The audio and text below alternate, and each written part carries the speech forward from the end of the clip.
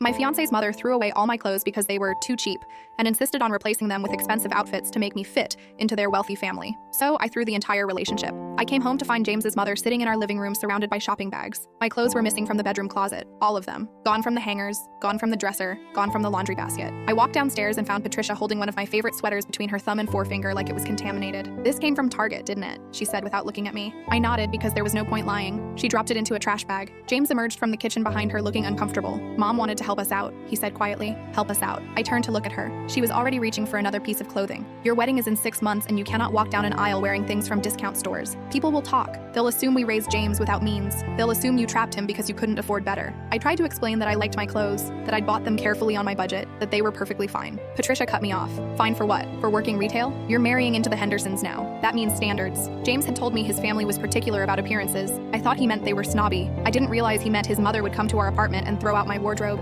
I asked him to tell her to stop. He said she was already here and already buying me replacements, so why make it difficult? Why make it difficult? As if my clothes being deemed unacceptable was a minor inconvenience rather than her deciding what I could and couldn't wear in my own home. Patricia spent the afternoon removing everything. The jeans I'd had for 5 years, the blouses I wore to work, the casual dresses I lived in on weekends, the sweaters I'd collected over a decade. All of it went into bags because it came from stores that didn't meet her approval. She talked the entire time about quality and investment pieces, and what people would think if they saw me in polyester. She explained that my taste was cheap, because I'd grown up poor and didn't know any better. She said James was lucky she was stepping in to fix this before the wedding. When the bags were full, James helped her load them into her car. I stood in the bedroom surrounded by empty hangers. He came back upstairs and told me Patricia was taking me shopping tomorrow. She'd already arranged a line of credit at stores I'd never heard of. Stores where a single shirt cost more than I used to spend on an entire outfit. I told him no. I said this was insane. I said I didn't need his mother buying my clothes and deciding what I looked like. He said she was being generous. He said most women would be thrilled to have a mother-in-law willing to help them look better. He said I was being ungrateful. He said this was what marriage meant, making adjustments, fitting into his world. But I was standing in a bedroom where someone else had decided my body wasn't good enough,